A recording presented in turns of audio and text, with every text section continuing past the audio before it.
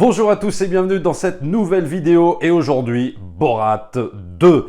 Et je peux vous dire que en ces temps très troublés d'attentats, de Covid-19, tout le monde part dans tous les extrémismes possibles, je peux vous dire que ça fait du bien à un moment donné de se poser, de regarder Borat 2 et de rire un bon coup. Et c'est vrai qu'on peut saluer l'initiative d'Amazon Prime d'avoir racheté Borat pour pouvoir nous le diffuser, parce que normalement c'était prévu en salle et finalement c'est diffusé donc sur la plateforme. Et honnêtement, vous allez bien vous marrer, même si Borat 2, oui, est un peu moins bien que le premier, ce pour plusieurs raisons, je vais vous le dire un petit peu dans cette vidéo pourquoi. La première, c'est qu'il y a peut-être un petit peu un côté film de propagande, très clairement, avec une charge anti-Trump qui est à peine dissimulée, et évidemment aussi avec une incitation à aller voter plus que jamais. On sent bien que le film est sorti avant l'élection américaine, on sait pourquoi, et c'est vrai que là, Sacha Baron Cohen ne se cache même plus, clairement, presque, de faire un film, voilà, anti-Trump, ça c'est très clair. Il y a quand même des choses évidemment très drôles dans ce Borat 2, c'est-à-dire que on sent bien que Sacha Baron Cohen n'a pas perdu, si tu veux, le côté trash, le côté irrévérencieux, le côté subversif, même si on perd un petit peu quand même de ce côté-là, parce qu'on va surfer quand même sur des valeurs bien plus démocrates que républicaines, en tout cas je me mets du point de vue des États-Unis. C'est vrai qu'on va être beaucoup plus dans un truc un petit peu plus consensuel, mais quand même, Sacha Baron Cohen ne perd pas sa hargne, sa volonté de nous faire rire, de nous faire marrer avec des sujets parfois graves aussi. Et donc, si vous voulez bien vous marrer, vous détendre un peu, n'hésitez pas à regarder Borat numéro 2. Alors, dans cet opus, on va avoir les conséquences du premier film Borat. Il va nous les expliquer un petit peu au début du film, dans des séquences assez rigolote qui se passe au Kazakhstan. Il va devoir repartir en mission, Borat, mais sans Azamat cette fois, c'est dommage. Mais il va devoir repartir avec sa fille, qui va avoir un arc narratif assez drôle, assez marrant, même si, évidemment, un petit peu prévisible. Et donc, ce qui va être plutôt drôle avec ce Borat, puisque Borat est une succession de caméras planquées, de choses mises en scène également. J'avais fait une vidéo, d'ailleurs, sur le premier Borat, je vous renvoie, je vous mets le lien en description pour que vous puissiez aller la voir. Je faisais une longue description du premier Borat, qu'évidemment, j'adore. Et là, on va avoir à peu près exactement la même chose. Le film va se dérouler de la même manière, en n'oubliant pas quand même qu'il y a un scénario, qu'il y a des arcs narratifs de personnages quand même si on est dans une comédie totalement potache. Et donc, il y a des séquences où Borat donc arrive aux États-Unis et forcément, il se fait reconnaître par les Américains en caméra planquée. Si tu veux, les Américains savent qui c'est, quoi. Donc, ils se prêtent au jeu. Ouais, Borat, signe-moi un autographe et tout ça. Donc, du coup, ce qui va se passer dans le film, c'est que Sacha Baron Cohen va devoir un petit peu délaisser son costume de Borat pour plus qu'on le reconnaisse quand il va être dans des séquences avec des caméras cachées, des caméras planquées, forcément. Donc, il va avoir un tas d'accoutrements différents, assez drôles, pour pouvoir piéger certaines personnes. Alors après, à mon sens, cet épisode-là va être un peu moins subversif, va être forcément moins surprenant parce que, voilà, on n'a plus l'effet de surprise du premier, et il va moins jouer, du coup, par rapport à cet effet de surprise, il va moins jouer sur la confusion qu'entraînait le personnage de Borat sur l'esprit du spectateur. Et c'est ce que moi je trouvais drôle en fait dans le premier Borat, et je m'étais expliqué sur le sujet dans la première vidéo, c'est qu'en gros, il y avait des gens qui forcément s'identifiaient à Borat, mais malgré eux, c'est-à-dire que tu as un personnage principal d'un film, en général tu vois tout à travers ses yeux, donc tu vas voir si tu peux pas t'identifier à ce personnage. Et malheureusement, Borat c'est un personnage antisémite, c'est un personnage négationniste, antiféministe, etc. Il a un peu toutes les tares de la terre, Borat, et donc il y avait des gens qui étaient un petit peu confus et qui pensaient que Sacha Baron Cohen avait fait par exemple un film clairement antisémite. Et c'est ça qui était drôle, c'est-à-dire jouer en fait sur la confusion du spectateur, de tout prendre au premier ou au second degré. Et là, on voit bien que, vu qu'on a vu le premier, que l'effet de surprise n'y est plus, qu'on a compris la supercherie, forcément, pour moi, le tout est un peu moins subversif qu'avant, même s'il y a quand même des scènes très trash. Je vous renvoie à la scène du bal, je n'en dirai pas plus, je ne peux pas la décrire, c'est impossible, qui se passe, je crois, 20 minutes après que le film ait commencé. Vous verrez pour ceux qui l'ont vu. Mais évidemment, il y a des scènes archi jouissives, moi, qui m'ont fait vraiment rire. Sacha Baron Cohen, dans sa volonté, évidemment, de dénoncer l'antisémitisme et le négationnisme, il va y avoir des scènes mais surréalistes où il rentre dans une pâtisserie, il achète un gâteau, il demande à la nana de lui mettre les juifs ne nous remplaceront jamais, etc. Et tu vois la nana en train de l'écrire sur le gâteau. Enfin, tu vois, des trucs comme ça surréalistes, moi, qui m'ont fait vraiment beaucoup rire.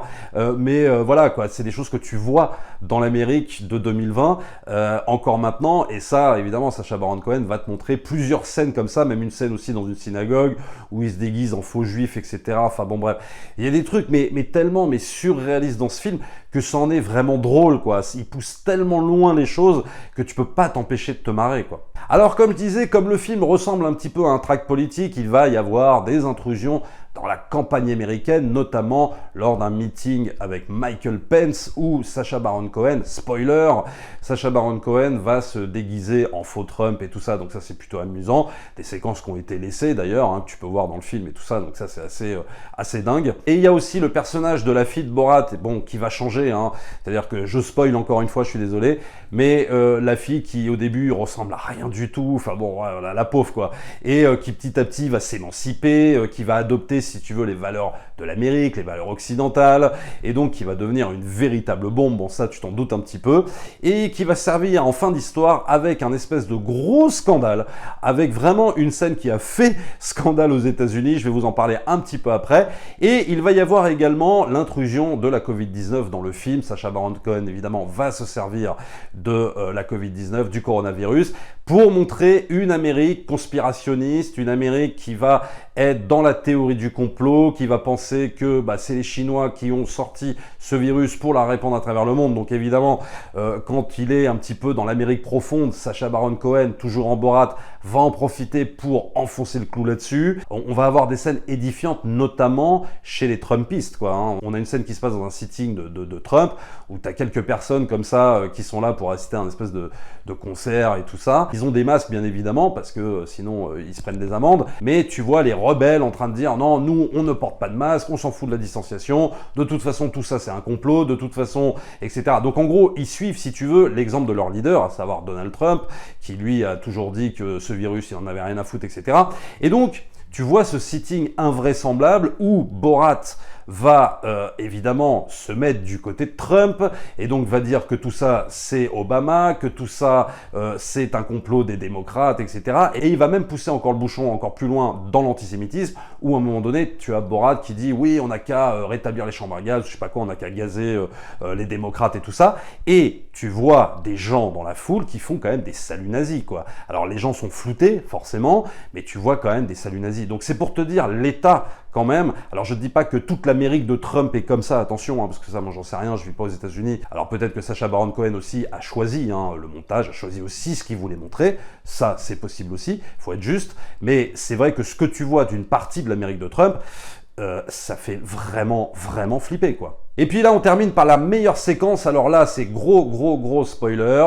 La séquence avec Rudolph Giuliani, qui a fait un véritable scandale, puisque on est lors d'une interview où tu as la fille de Borat qui va interviewer Rudolph Giuliani. Tu as des caméras planquées partout. Lui, il n'est au courant d'absolument rien. Et ça boit des whisky.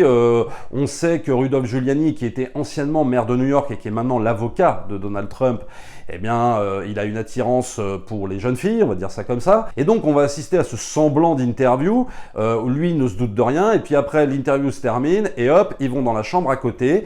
T'as Rudolph Giuliani quand même qui se retrouve sur le lit allongé et elle qui commence à lui toucher genre les parties génitales. Lui, il est prêt, il est ready. Et d'un seul coup, on interrompt tout puisque t'as Sacha Baron Cohen qui va tout interrompre et tout ça. Et donc, cette séquence a fait un véritable scandale. Tu as même Sacha Baron Cohen qui va en rajouter une couche sur cette histoire-là, puisque déguisé en Borat, il va dire « Je suis ici pour défendre Rudolph Giuliani, le maire de l'Amérique. Ce qui était une rencontre sexuelle entre un homme consentant et ma fille de 15 ans, alors que l'actrice qui le joue a 24 ans, est devenu quelque chose de dégoûtant à cause des médias de fake news. » Donc là, c'est Borat qui parle, bien évidemment, du côté de Trump, qui va surfer sur les thématiques de Trump, accusant tout le monde de faire des fake news et tout ça. Et donc, Rudolph Giuliani va devoir se défendre, parce que la polémique enfle de plus en plus. En plus, on est vraiment pas loin des élections américaines. Et il va dire « Je remettais ma chemise dans mon pantalon après avoir retiré le matériel d'enregistrement », écrit-il dans un tweet. « À aucun moment avant, pendant ou après l'interview, je n'ai eu un comportement déplacé. Si Sacha Baron Cohen sous-entend le contraire, il ment éhontément. Mais bon, très clairement, quand on voit la séquence, il peut pas y avoir de doute, quoi. Le mec était vraiment prêt, c'était parti, quoi. Si on laissait les caméras tourner, si Sacha Baron Cohen n'était pas intervenu à ce moment-là pour tout arrêter, voilà, on avait une séquence digne d'un film porno avec Rudolph Giuliani, quoi, très clairement. Et là, Rudolph Giuliani essaye évidemment de se défendre comme il peut sur ces questions-là. Donc, il y a vraiment, oui, une volonté de la part de Sacha Baron Cohen de coincer le camp républicain, de le mettre mal à l'aise, de le mettre très très mal avant les élections américaines. Alors donc oui, on sent bien qu'il y a une volonté politique là de Sacha Baron Cohen de faire, oui, un petit peu un film de propagande, c'est vrai, une charge anti-Trump, mais vraiment totalement assumée. Mais peut-être qu'il faut voir aussi que pour une bonne partie de l'Amérique, Trump est véritablement un problème et non pas la solution. Et ça aussi, ce sont des arguments qui s'entendent. À un moment donné, quand on voit ce qui se passe dans une partie de l'Amérique de Trump, c'est quand même assez édifiant.